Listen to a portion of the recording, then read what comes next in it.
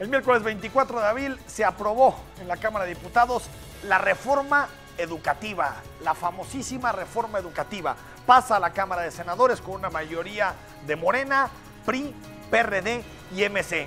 Y aunque usted no lo crea, no está soñando, quien se opone en el mismo bloque a la reforma educativa son los diputados de la Coordinadora Nacional de Trabajadores de la Educación y el Partido Acción Nacional, sí, el agua y el aceite opuestos a la reforma educativa. La pregunta clave ¿es positivo lo que se aprobó en el Congreso? ¿Existen riesgos, como señala el PAN? Hoy en el tema, reforma educativa, ¿a quién le creemos?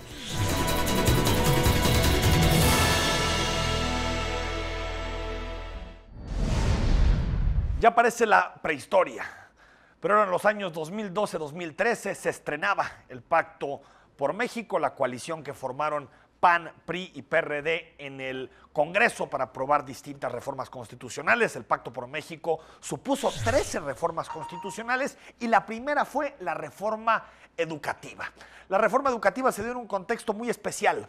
Una Coordinadora Nacional de Trabajadores de la Educación totalmente opuesta a las propuestas que estaba haciendo el presidente Enrique Peña Nieto y la lideresa histórica del magisterio el sindicato magisterial, también opuesta, y no solo opuesta, sino en la cárcel. Peña Nieto inició un proceso que después terminó en la exoneración del Bester Gordillo, pero de alguna forma todo esto generó una cancha bien acondicionada y bien estructurada para que López Obrador hiciera una oposición férrea a la reforma educativa. Desde el principio la llamó la mal llamada reforma educativa porque decía que era una reforma sobre todo laboral, en donde se hablaba de las condiciones específicas del magisterio, pero que no se hablaba del sistema educativo en su conjunto. Y durante 5 años López Obrador dijo que no iba a dejar ni una coma de la reforma educativa, que él iba a abrogar y que iba a construir una con el apoyo de las y los maestros de nuestro país. Ante esa promesa, ante la promesa de abrogar la reforma educativa, la Coordinadora Nacional de Trabajadores de la Educación, que tiene fuerza particularmente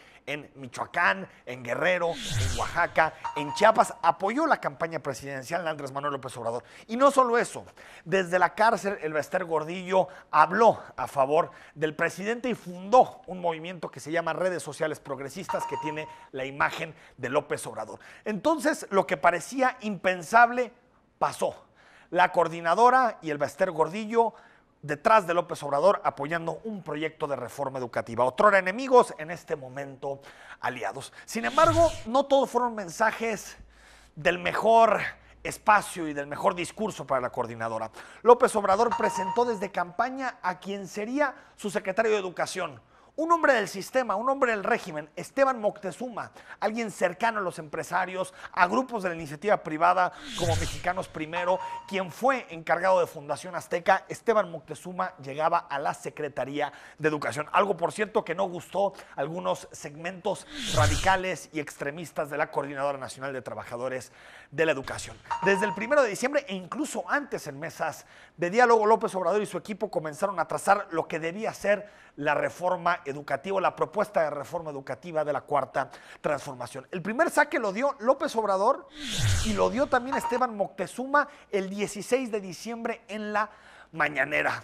Generó muchísima polémica ese primer saque. No dejó en realidad contentos ni a tirios, ni a troyanos, ni a nadie. Todos respingaron en aquel momento, desde las universidades, porque mágicamente desaparecía la autonomía de los universitarios, se hablaba muy poco de presupuesto, de infraestructura, a la coordinadora tampoco le gustó mucho porque seguían manteniendo algunos aspectos de la columna vertebral de la reforma de Peña Nieto. Entonces, de aquel 16 de diciembre al 24 de abril, que se aprobó en la Cámara de Diputados, comenzaron diálogos y se comenzaron a construir distintas propuestas en materia de reforma educativa. Esteban Moctezuma comenzó esos diálogos y se construyó una propuesta que incluía a todos dentro del debate. Durante 3 meses hablaron gobiernos, maestros, académicos, especialistas, sindicatos y grupos políticos para proponer una idea alternativa de reforma educativa a la que se aprobó en el sexenio de Peña Nieto.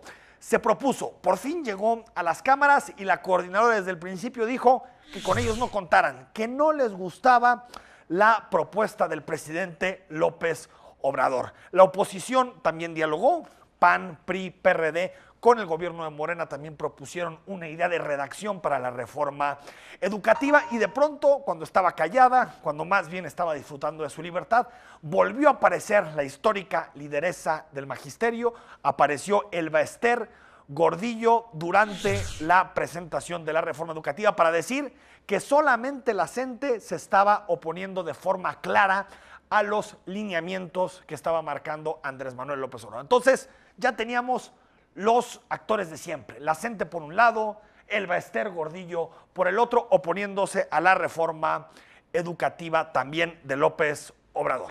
Reconocemos, insisto, la voluntad del presidente de México y de los diputados para poder finalmente aprobar la iniciativa y que ahora sea ya, insisto, un proyecto de decreto. Ahora exhortamos con mucho respeto a la honorable Cámara de Senadores y a los congresos de las entidades federativas a ratificar el decreto que de manera responsable y mayoritaria ha sido aprobado por las y los diputados federales. Se aprobó en la Cámara de Diputados un primer saque de reforma educativa, más de 300 y tantos votos a favor, con eso se lograba ya una mayoría calificada de 2/3 partes y pasa al Senado. Vamos primero a hablar de los acuerdos.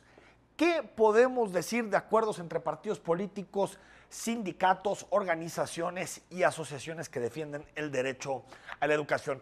Lo primero, cambia la forma de evaluar. Ya no será punitiva, sino formativa. ¿Qué significa esto? Que la evaluación no tiene consecuencias en términos de la pérdida de la estabilidad laboral y la permanencia de los profesores. Antes, en la redacción, en el sexenio de Peña Nieto, si un profesor reprobaba en 3 ocasiones el examen de evaluación, en ese momento tenía que ser pasado a la parte administrativa. Y si entraba con su plaza después de la reforma educativa, ahí sí podía perder su plaza de profesores. Eso se quita. Ningún profesor en esta nueva propuesta de López Obrador, ningún profesor puede perder la plaza por asuntos relacionados con la evaluación. Por lo tanto, pasa de un modelo de evaluación punitiva a un modelo de evaluación formativa, o al menos así lo cataloga el presidente de la República. Se universaliza la educación. ¿Qué quiere decir esto de universalizar la educación? Se incluye maternal, la educación de 0 a 3 años, que no era un derecho constitucional, hasta la universidad. Esto significa que ahora un mexicano o una mexicana tiene derecho a recibir educación del Estado desde que nace hasta que termina el último semestre de la universidad. Desaparece el que fue, digamos, la joya de la corona de la reforma educativa de Peña Nieto, el Instituto Nacional de Evaluación Educativa, y toma vida un nuevo instituto que se llama el Centro Nacional para la Revalorización del Magisterio y la Mejora Continua de la Educación. Ellos tendrán que hacer la evaluación, asesorar a los maestros, capacitarlos y formarlos para enfrentar todos los temas relacionados con su desarrollo profesional como docentes. Se garantiza también, y esto es importante, constitucionalmente el apoyo a los jóvenes. Esto quiere decir que las becas, todo lo que tiene que ver con los apoyos escolares, ya son un derecho constitucional de las y los jóvenes de México. Se incluyen también nuevas materias que habían empezado a desaparecer dentro de los planes de estudio. Uno que recordamos muy bien, el civismo. El civismo desapareció durante algún tiempo porque se pensaba que mejor enseñar otras cosas, matemáticas, temas que tienen que ver con tecnología, ciencias.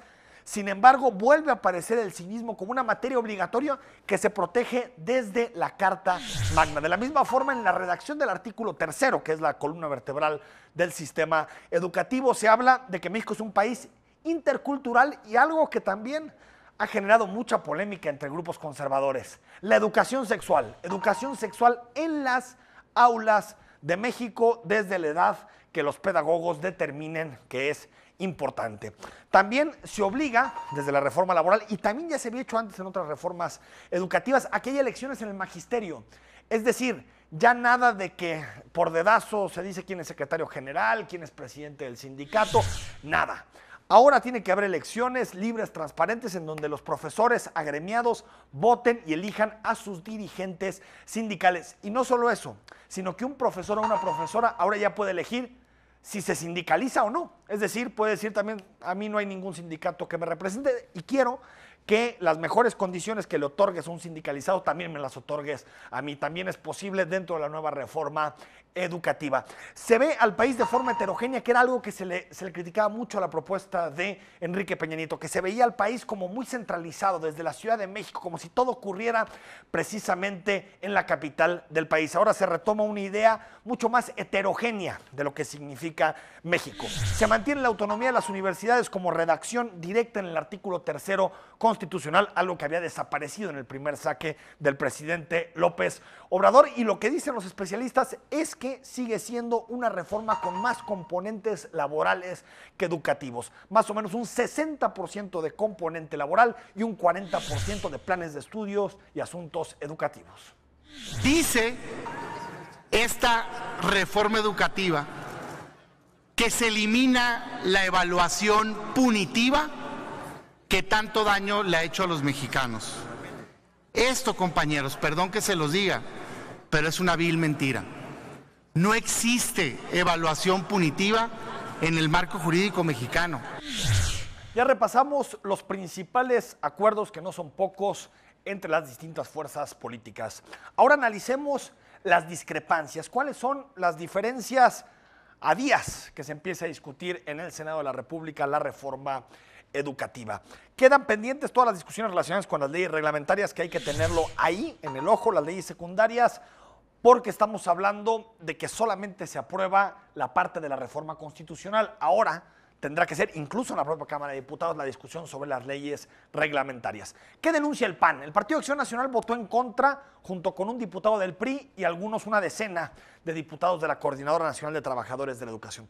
Lo que dice el PAN es que con esta redacción, en particular la redacción del artículo 3º, que hace referencia al artículo 123, apartado bis, lo que hace es abrirle la puerta a la venta y a la compra de plazas educativas en nuestro país. El PAN lo asegura categóricamente, dice, lo que están haciendo es volver a las famosas comisiones mixtas, en donde el Estado y los sindicatos se ponen de acuerdo para entregar las plazas educativas. Mexicanos Primero, como organización, también reconoce que la redacción es ambigua, aunque señala que no necesariamente se le está abriendo la puerta a la venta de plazas. Un asunto importante tiene que ver precisamente con eso.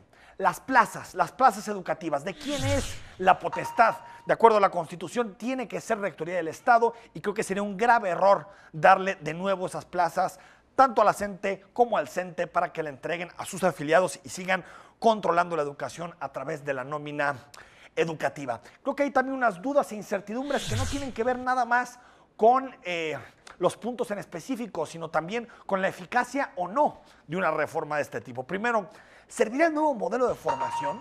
¿La nueva evaluación?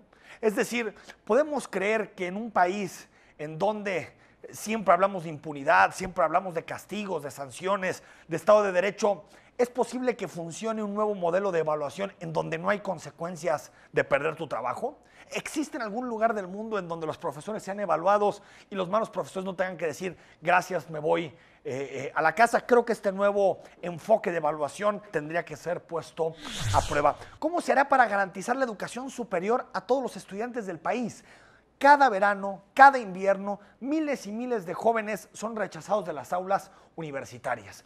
Hay distintos análisis, pero se cree que se necesitarían más o menos entre 100 y 125 mil millones de pesos para garantizar el derecho a la educación superior de todos los jóvenes en este país, e incluso el derecho a la escuela maternal de las niñas y los niños que tienen entre 0 y 3 años. Todo eso necesita dinero, recursos, y no sabemos exactamente de dónde lo va a sacar la administración de López Obrador. Otro asunto son las normales, las grandes formadoras de profesores y profesoras en nuestro país. ¿Tendrán un pase automático? ¿Tendrán algún tipo de prioridad? También lo pide la CENTE, que haya un pase automático, es decir, que quien egresa de una normal automáticamente tiene su plaza educativa, con todo lo que puede generar de que, si bien puede haber buenos profesores, pero también es cierto que los pases automáticos pueden llegar a favorecer la mediocridad.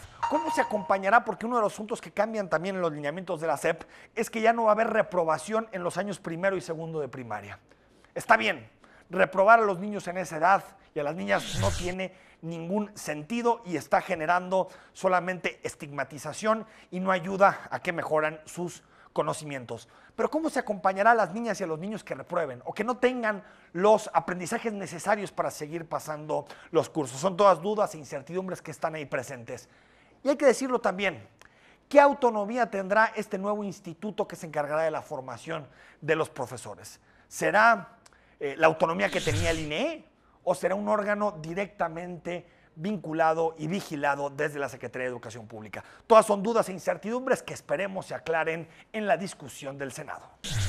Solamente está un acuerdo, convocar a la permanente el lunes 6 a las 13 horas con un único punto a tratar, que es la convocatoria al extraordinario.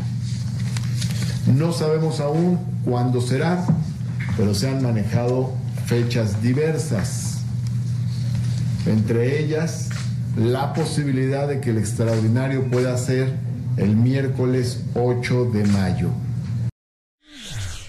Las reformas educativas se hacen pensando en próximas generaciones. Por lo tanto, tiene que haber un amplio consenso en torno a las reformas educativas.